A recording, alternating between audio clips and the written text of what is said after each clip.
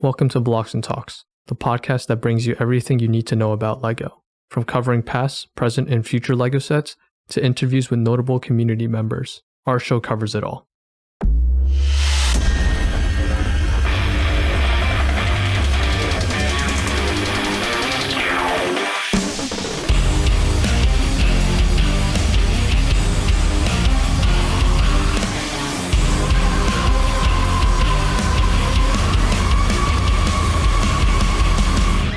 Now that the main storyline of Dino Attack has ended, let's take a look at some of the origins, creation of the theme itself, because there was a lot into such a theme given that its violent stance and reputation. Once again, joined by audio guy Josh and Lorescape. How's everyone doing? Doing pretty good. Doing awesome. Yeah, so let's just jump right into it. So just go over some points about Dino Attack itself. It's like, this was the first theme. It might be the only one. I'll have to double check that one, but it's one of the first to see a completely different release for different regions of the world. So like we've said before, North America and I believe Australia, they received the violent killing version, while the rest of Europe and other countries, they received the Dino 2010 variant, which we are covering next episode, which is basically instead of killing the dinos, all the weapons are replaced with capturing nets and stuff. And then I think Lorescape, you have a little more insight on some of the prequel stuff about making Dino Attack, if you want to share. Yeah, we do have some interesting background information on that. So the original concept involved what was described by Bionicle author Greg Farshtey, who was involved in the development of this theme as well, as beautiful sets. And it sounds like they were more along the lines of what ended up being released in Europe with Dino Hunters tracking down dinosaurs and trapping them. But when they got to the point where they were doing focus testing groups with kids, it sounds like they kind of hated it. They were really bored with the concept of just trapping dinosaurs, which is a little bit of a contrast from the Adventurers sets from 2000, just 5 years before, where focus was again on trapping dinosaurs, and the dinosaurs themselves were much more simplistic. They were solid green T-Rexes, brown Stegosauruses, and not very detailed. Whereas the Dino Attack dinosaurs were large and posable and detailed. So, but when they took it to the focus testing, like I said, the kids seemed to really dislike it, and so they kind of went back to the drawing board and they came back with this post-apocalyptic Dino Attack concept, still in the near future of 2010, but they completely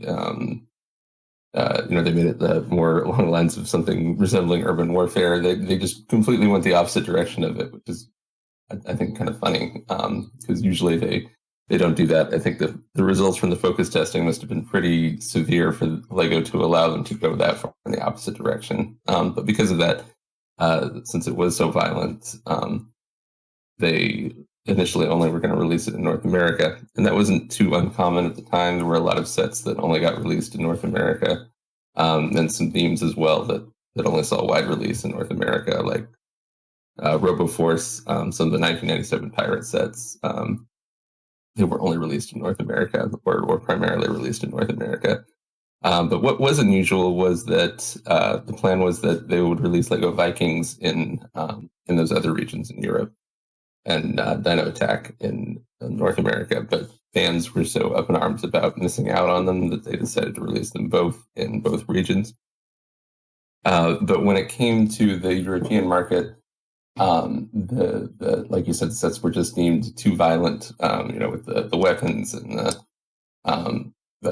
the conflict with the dinosaurs. So what ended up happening was they went back to their original concept of just kind of hunting and trapping dinosaurs. And that may have been why they were able to push these different versions of the sets out so quickly. They may have already had the designs for them. I'm not sure how much these resembled the initial version that was presented to the kids, but that kind of makes sense why they were able to rebrand and get these different versions of the sets out so quickly.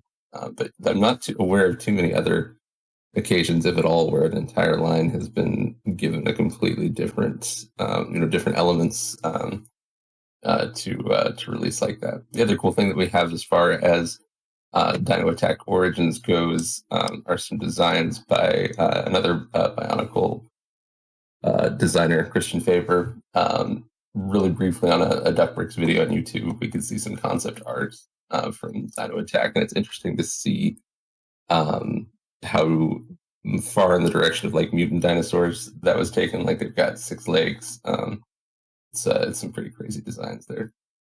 Yeah, I mean, I'm just looking at it now, and the designs look really, for lack of a better term, realistic. In that, if we look at some of the dinosaurs here, like it looks like they have different levels of shading, which probably hints to that like cybernetic metal plating, or like their jaws are completely exposed, like there's no mouth covering it. And they really did try to lean into that. And I'm just wondering, like, what made them shift away from this? Maybe because A, the molds might get too difficult to create these things, or B, might get too violent. Because, like you said, with the initial design groups, I do want to actually quote what Greg Farshty said exactly. He said, he just basically talked about attending the initial study groups for Dino Attack. And like you said, the kids didn't like the idea of like trapping dinosaurs. They wanted a conflict of good guys versus bad guys, which is obviously Dino Attack team versus the dinos. So they, like you said, they get redone into more aggressive sets. And he did note that they actually sold well, which makes me wonder, like, obviously we don't have access to the numbers, but how the North American markets versus the European markets sold for the dino sets, since one got 2010 and one got Attack. And he just goes on to say, like, same with Bionicle, the kids are required to make choices in these groups of which sets they like best and why. So obviously these kids are pre-selected to be in these groups. They're not taking kids that just say, I like everything. These are kids who like, that actually have preferences and stuff. It's almost like a court of law, like gotta mix and match the jury to see what fits best. And yeah, I guess ultimately the market professionals, they found that these were the best kids to give an opinion, and ultimately ran with Dino Attack. And something else interesting is that, Lego does have core values they stick to when creating sets and even just drafting it up in the concept phase. And I think it's an understatement to say Dino Attack essentially ran against each one of those things with how blatantly violent it was.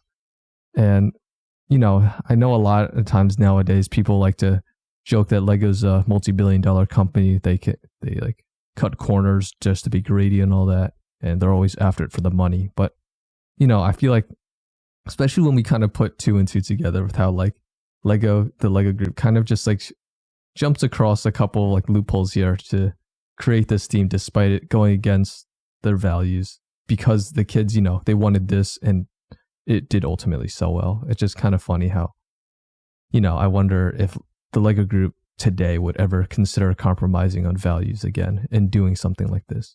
Because if we look at more recent examples, there aren't too many, but one that comes to mind is the Technic Osprey, which they did recall because it's actually mostly used as like a military vehicle nowadays. But I'm just like wondering if that would ever happen again. Yeah, that's a really interesting observation, because that's one of the things that I've noticed too in looking over the history of Lego theme development, is that Lego really does have these core values that are important to them. And if you've ever worked for a company that has tried to hold for it to a set of core values, you know that there's always different forces like pulling you in directions, more to the extreme of not paying attention to those core values, or trying to get back to where they are. So it's a constantly changing process. But they really do have they prefer not to support violence or military themes or things like that. And I do kind of have to give them credit for sticking to that for the most part. I think that like a lot of the things that appeal to fans are the armies and the conflicts, and certainly kids enjoy playing conflict roles. So that's one case where they're absolutely being torn in 2 opposite directions. Like, what do the kids want versus what is the company value of adults who don't want to support that kind of violence in the real world. So it's always an interesting conflict, and I think it happens like every single day. Like whenever they get a new license in with a more adult bent, it's just a constant back and forth. And sometimes, as we see here, they do end up way on the other end of the scale, and it can be interesting. Yeah, and something that we did mention in our World War One episode, and even like got some opinions and feedback about, was, you know, when they made those planes like the Red Baron's triplane and the Sopwith Camel, which are literal direct one-to-one copies of fighter planes used in a war. Like, that's where we kind of question, like, doesn't this technically go against their values and stuff? But apparently, according to one comment I read online, Lego kind of draws the line around World War II, so anything before that is fair game. But since World War II is quote unquote a more recent event, meaning like there's still people alive from that time and like would actually understand and like, you know, get probably unpleasant memories. It's like, that's where they draw the line. So I do wonder if like maybe 20, 30, 40 years down the line or something like that, when it's over 100 years ago, where like now, from now till World War One, it's like over 100 years. Like when we push the years down the line, and now World War II is 100 years out. I wonder if Lego is still around by then. Like, I wonder if that's something they're willing to like eye out, and, you know, are we gonna see Lego Sherman tanks or Lego Panzer tanks sort of things, you know? But I guess I don't know. It's a good question. I'm sure I'll still be buying Lego at that point, so I'll be there to see it. Yeah, we'll see about that. And I mean, just the line between money and values is just really interesting to think about, because I'm not too knowledgeable in like what sells well in the dinosaur world. So I just want to bring Josh in real quick, since like, you know, you're good with dinosaurs and all that. Like, I think the main things when we think about dinosaur merch is probably Jurassic Park, Jurassic World, all that stuff. And I'm not sure if like you had any insight, Josh, on like what sells well generally with those themes for kids. Like, do they like violent things like that, or do they like little plush dinosaurs, cute stuff? Like, what sells? I think there's a bit of mysticism to dinosaurs, because obviously a lot of them aren't around. Well, they're around, but they're in the form of birds, but not like how we see them. There's a lot left up to imagination when it comes to dinosaurs, basically, because we don't know exactly how they look. They're one of the most explored paleontological aspects that we have around, like, you know, with fossils and stuff. But there's still a ton that's unknown. We don't know what color they are. We don't know. We can like piece together certain information. We know the reptiles, so they must have had like lizard skin or scales and stuff like that. But, you know, there's a lot that's really, we have to fill in the blanks quite a bit. And I think that's where a lot of the interest with dinosaurs comes up with. It's just that it's almost like a lot of it is not really fictional, but it's left up to our imagination with dinosaurs, especially like Jurassic Park and stuff. Like the way that they conceptualized and designed practically how some of these dinosaurs might look like if we were able to see them, based on just what limited information we have about their appearance, using just their, like, you know, skeletal structure. There's like a lot that I think that's what it really appeals to kids, because like you said, they can be violent, yes, but they can also come in the form of plushies and toys and stuff. They can be really like vibrant, colorful if they're designed like that. So there's a lot, like, there's no really one person who can say that an appearance is inaccurate, because we really don't know much about how they look. Yeah. I think that's part of the appeal. The other appeal is that they, you know, there's a lot to explore with them, because the discovery of dinosaurs basically changed the way that we thought about the history of Earth. So there's a level of intrigue there. It's almost like the same obsession with, I don't know, any other previous animal that doesn't exist today, because it teaches us a lot about, I don't know, the way nature works. So. Yeah. It's almost like versus Aliens, you know, that whole obsession. Of like I was going to say that. This fictional thing that we can go against. And I guess with that one route, they wanted to go against something fictional. Yeah, I was thinking about that. I wasn't sure if I'd say Aliens, but yeah. Yeah, and I mean, just something to keep in context is that prior to Dino Attack, all the dinosaur molds were very, for lack of a better term, Lego-y and cute. Like, there were these big, really plain-looking molds, single color, like plain green or whatever. Very static things. Or they were those really awful Technic sets that they tried releasing.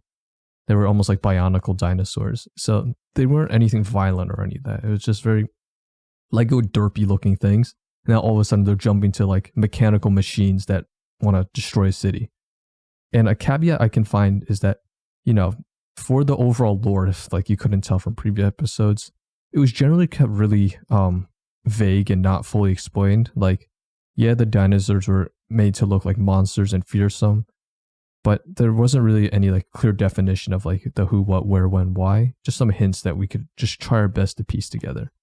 Like there were always hints that these were mutants that were contaminated by radioactive chemicals or just like cybernetic robots. And, I think the one loophole for all this violence is that Lego intentionally kept a lot of the story vague so that, one could probably say like, oh, well, these aren't like actual dinosaurs. They're just fighting robots that happen to be shaped like dinosaurs or just something like that.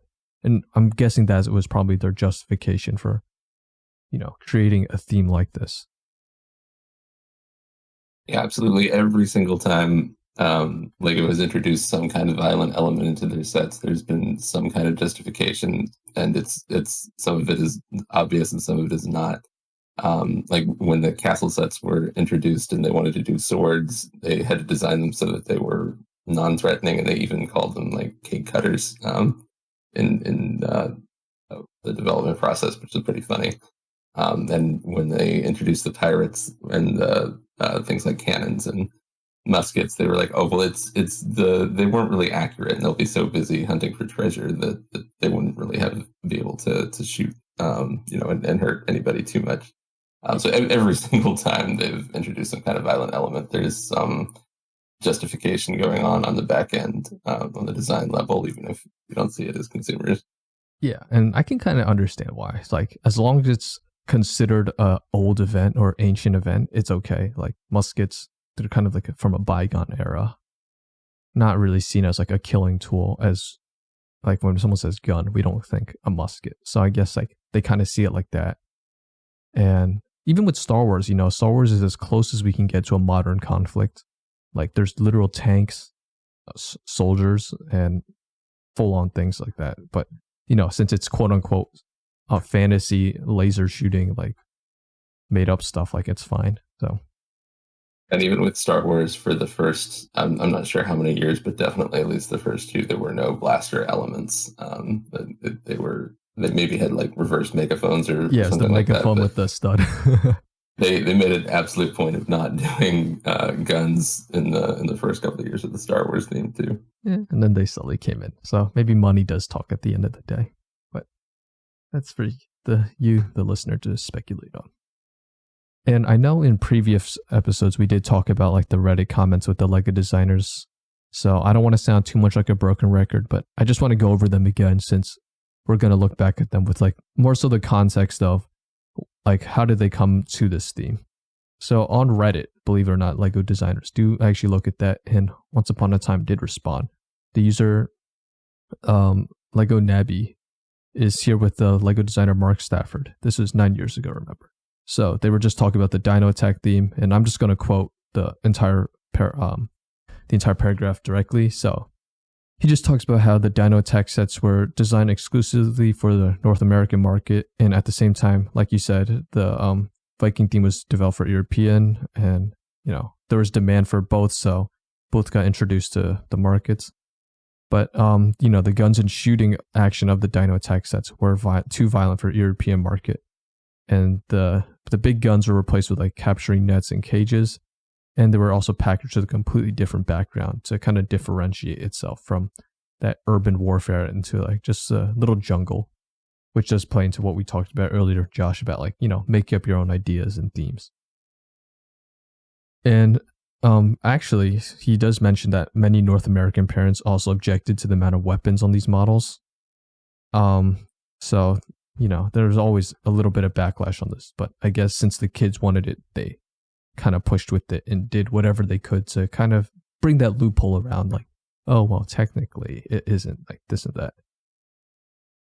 And another comment he made was like just about the idea and direction they had with Dino Attack. So he just goes on to talk about how they were originally thinking of it as some kind of dino theme park, like basic Jurassic Park, but with robotic dinosaurs. So kind of this weird mix of Five Nights at Freddy's and Jurassic Park. And yeah, that's kind of like the idea they had with it, but just interesting to think about. I know we did talk about how it was kind of cool that the designers did actually respond to comments back then. But I mean, they do say in interviews now, at least with the Star Wars team, they say they do observe all forms of social media talking about Star Wars, Lego Star Wars and all that. So they are aware. So what I'm guessing is they do have lurking accounts out there. You know, there might be one listening to this for all we know. And they keep notes and stuff. Definitely don't respond because I don't blame them. Like if you look at today's comments, I wouldn't want to jump in either. But yeah, I mean, overall, it was a really interesting theme to think about. Like this thing broke a lot of standards Lego had prior to this, like on violence and what is what, and even just having two separate variations of the theme. And I think overall, I think today it's seen as like in a pretty positive light. It was seen as kind of a trailblazer in that it broke the Lego dinosaur molds from those like traditional cutesy molds that are just really derpy ones into the more violent ones, which we do see evolved into like the more modern Jurassic Park, Jurassic World molds. So this kind of was the predecessor, and even its willingness to explore like violent combat kind of pushed the line a bit. But I guess because it did sell well and ultimately no huge controversies did stem from it, we do see later sets come on that did push the line a bit, such as like the Sopwith Camel or the Osprey. But that one got recalled, so that one's a little 50-50 toss-up. And before we close off, I also do want to talk about the Dino Attack website on the Lego website itself, because I feel like something that these more modern themes with the invention of the internet and all that is that, you know, before the internet and all that, sets were just physical sets. That's all you could really connect with, or the magazines and supplemental materials. But of course, when you can go online, you can check out the website, and there's just a lot more interaction with the theme. So it's both a nostalgia run and just to get an idea of how, like, you know, adding extra multimedia content impacts an overall theme. So way back in 2005, we're kicking back the Wayback Machine to check out the Dino Attack website. And right away, we're met with two separate sides. It's like you can either choose if you're from North America and you want to check out that version, or the European one.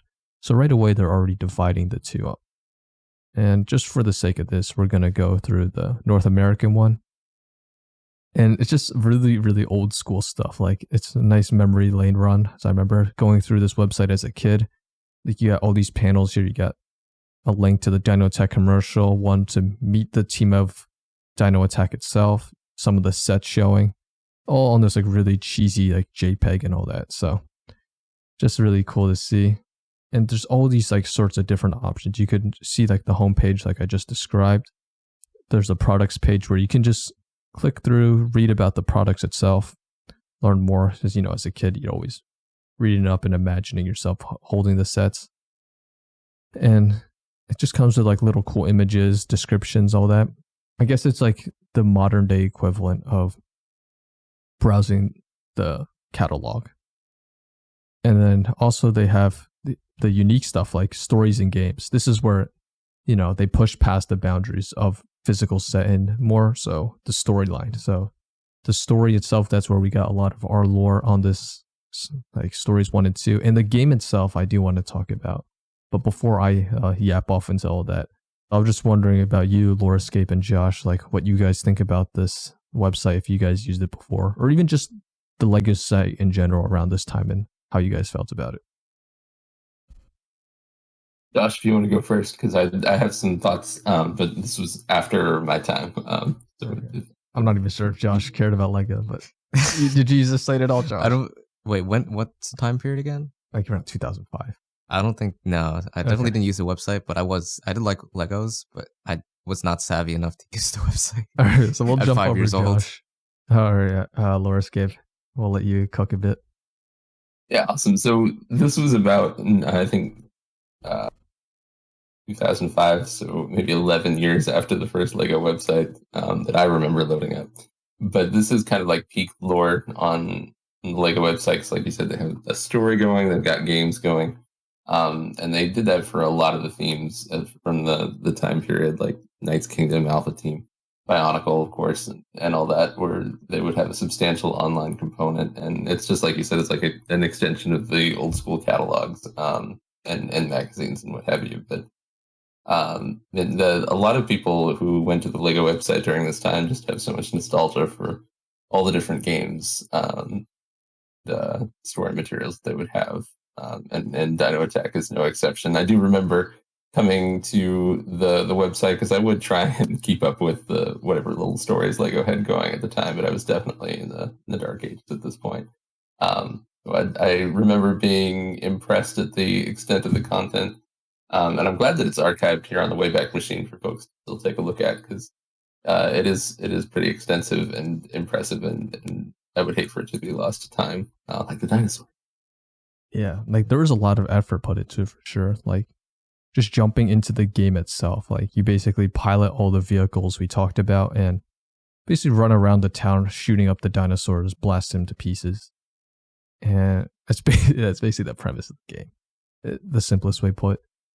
But just having little things like that, I feel like it just adds so much more imagination. Then kids they don't have to just rely on some like vague text to kind of draw something up. They can just like draw up their experience with like playing the game. Like, oh, we can set up a scene like this, or based on the story comics, we can do something like that. And I feel like it just added so much more customization and just routes to go with for the kids to go with. And even under like the downloads and meet the team page, like just get a better idea to immerse yourself in. Like, oh, now these characters, they're not just like named characters that have cool belts and all that. Like they have storylines with them. So I can, add a little more characterization and stuff with these characters. And under the downloads, you can print out little wallpapers of the splash arts and all that. So, or not splash arts, box arts. So that's always really cool to see. Something you definitely don't see too often or at all today. So I feel like this era of Lego was pretty cool, where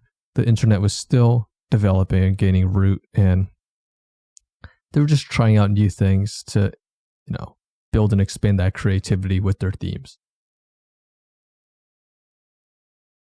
Do you have any memory of how the gameplay was? Did you enjoy playing the game? It was was it addictive, that kind of thing? Very difficult, I remember. But I was like only like 5-6 years old at the time, so obviously wasn't good at this stuff. It was more so getting to pilot the really cool stuff. I think that was what was cool about it. It's like, I remember I'd always like drive because the vehicle sensitivity was really light, so I'd always like bounce off the walls and like slam off everything and just shoot laser guns everywhere at the dinosaurs.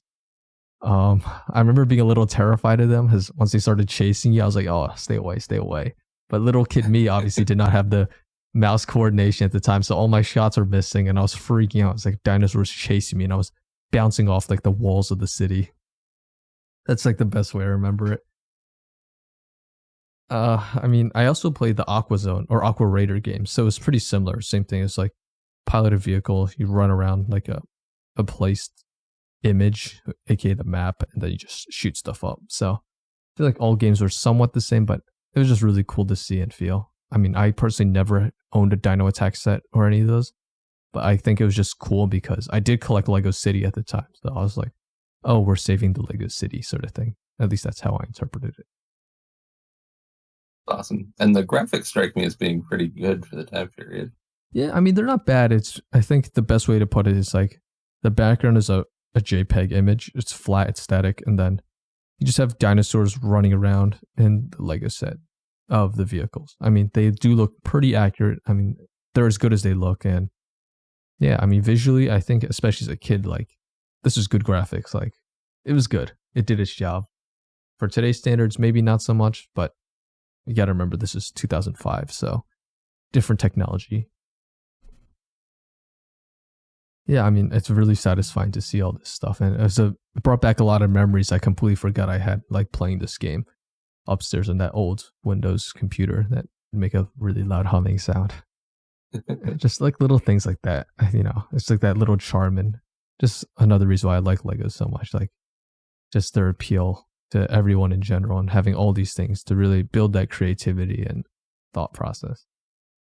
I mean, Yeah, for a lot of us, Lego was not just the toy in the box, but it was, the box art and the instructions and the catalog and everything that came in the mail, with the magazines, the catalogs, and the website. I would check constantly to see if there had been any new story updates and more information about the themes and stuff. So it was a whole experience. It was just a toy back then. yeah, exactly. Like when you buy the Lego set, you're not buying just the bricks. You're buying like the box with it, the experience of opening it, the opening like each bag and dumping all the pieces out. You're buying also like the instruction booklet and flipping through that, the catalogs. Like today, I feel like, I guess this is a talk for another day, but just like, I feel like everything's too monetized. Like, oh, the box art has to be like this to make money. The instruction booklets like this to make, like, everything's just about how I can resell this, which kind of a shame really, but I guess times do change.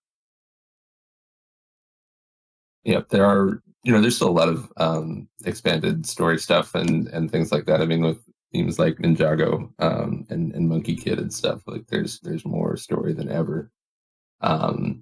So you do have that extended experience outside the set. That is true. But it's not that same attention to detail is not for every theme, for better or for worse. Mhm. But yeah, I mean, really cool theme. As always, it was great talking to both of you guys. Pleasure's all mine. Great talking to you all too. Yeah, so hope you guys enjoyed this episode. Don't forget to follow Lore Escape on YouTube, and don't forget to check us out on Instagram and YouTube too at Blocks and Talks. In the next episode, we'll talk about Dino 2010 itself. Take care, guys.